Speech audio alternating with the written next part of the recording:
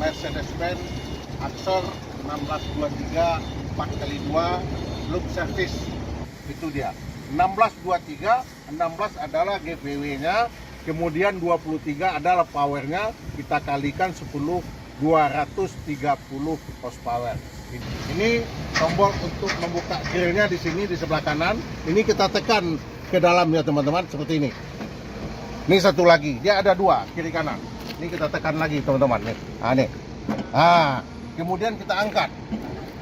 Nah, kita angkat grillnya dan jangan lupa dipakai safety-nya ini untuk penumpangnya supaya aman. Nih di sini kita pasang. Nah, ini kita tarik keluar. Jadi pemeriksaan oli engine ini ya, mobil dalam keadaan belum bergerak atau belum kita hidupkan. Jadi di sini ada dua garis, garis minimum dan garis maksimum. Nah, jadi olinya bagus ada di antara minimum dan maksimum. Jadi filter AC ini teman-teman, ini wajib juga kita bersihkan. Mana tahu debu menumpuk di filternya, bisa kita bersihkan. Caranya begini, ini ditekan, tekan, tarik,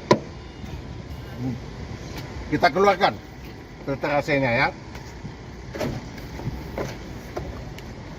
Boleh kita semprot atau boleh kita gini. Ini oil cut atau oli kopling ya, ini oli kopling. Ini kita lihat ada maksimalnya sini.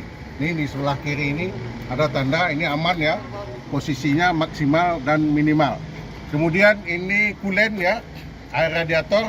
Ini untuk ngeceknya kita pastikan ada di situ tandanya juga, tanda panahnya. Berarti ini dalam keadaan aman ini ya. Nah, ini tempat pengisiannya agak ke dalam ya. Nah, itu dia. Agak ke dalam. Kemudian ini ada towing ya.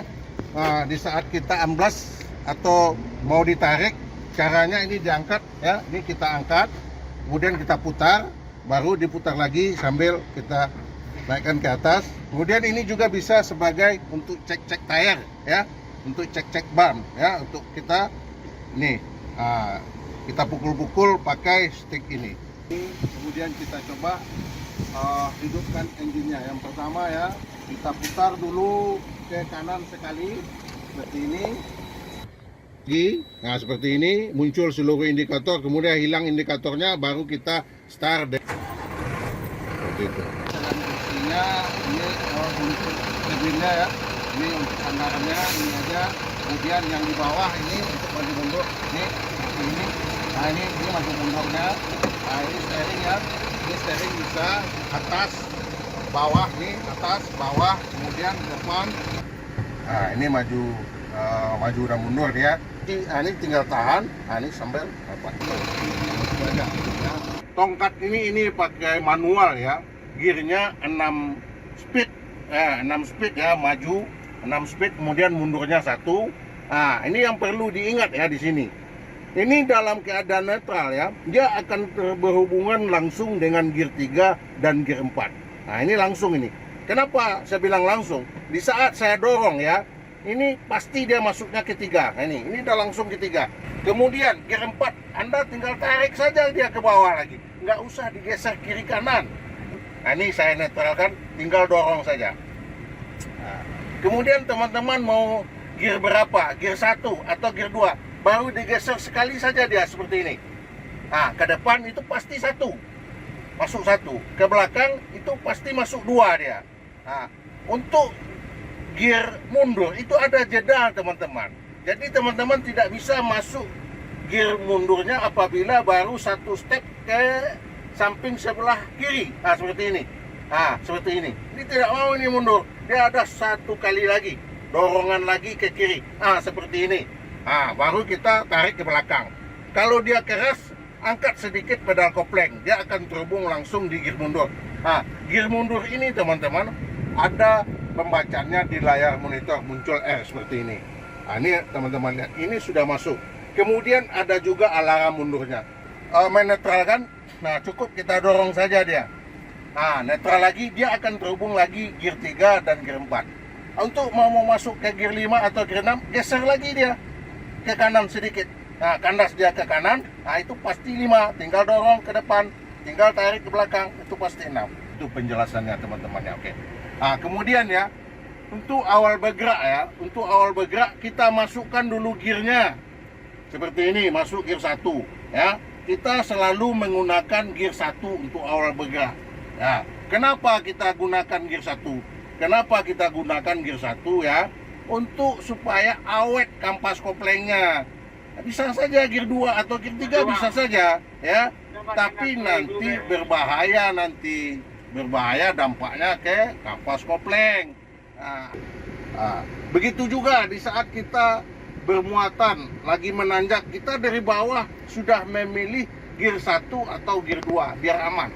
Jangan kita itu mengurangi atau menambah gear di saat atau di tengah-tengah tanjakan, itu bahaya sekali.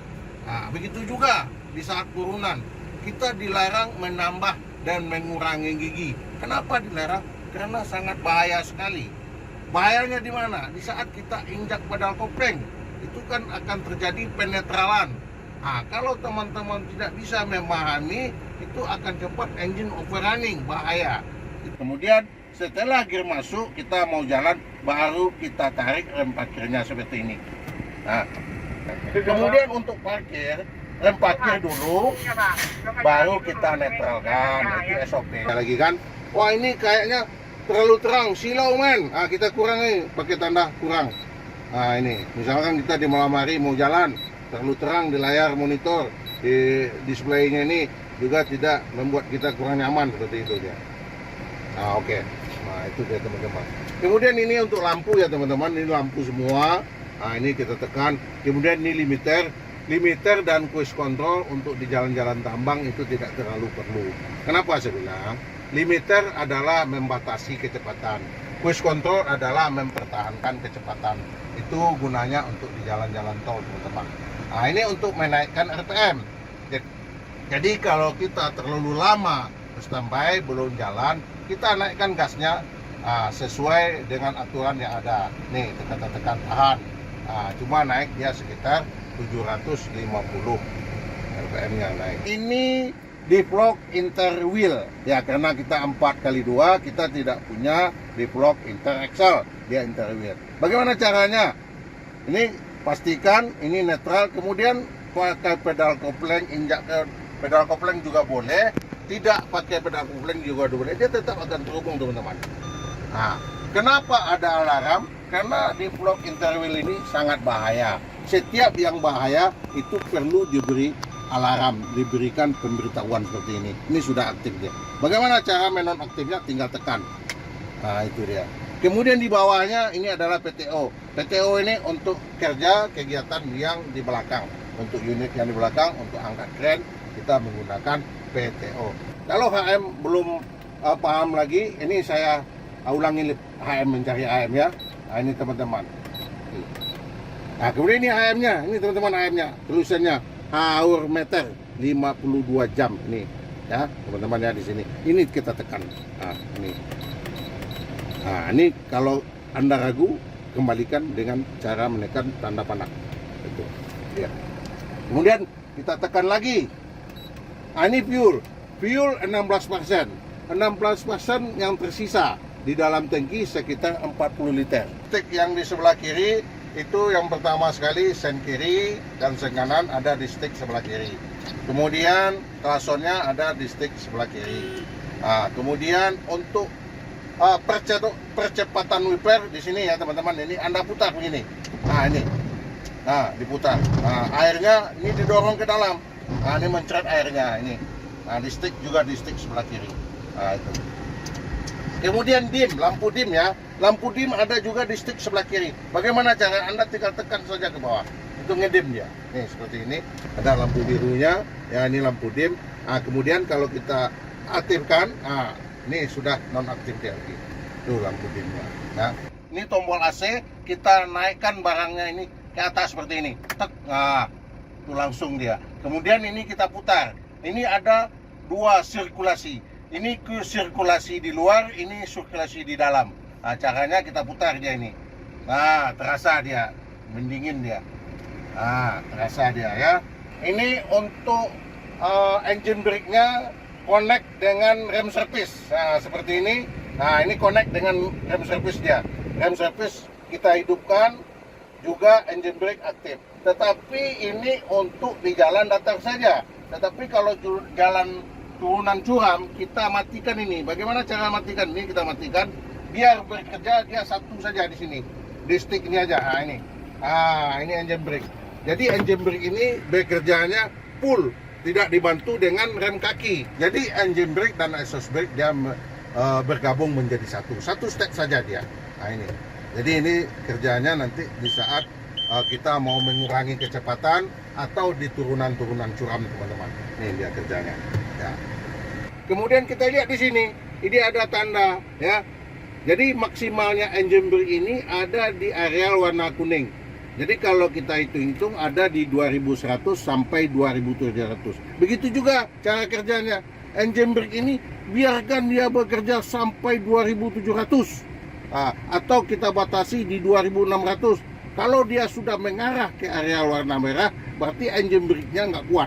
Bagaimana cara mengatasi? Cepat injak rem kaki seperti ini. Injak rem kaki. Jangan dibiarkan aja, nanti bahaya. Bisa jadi engine overrunning ya. Jadi biarkanlah engine brake ini bekerja sampai di RPM 2700. Kalau dia sudah tidak kuat lagi, baru nanti kita bantu dengan rem kaki atau rem servis. Dan juga pemilihan gearnya yang tepat ya.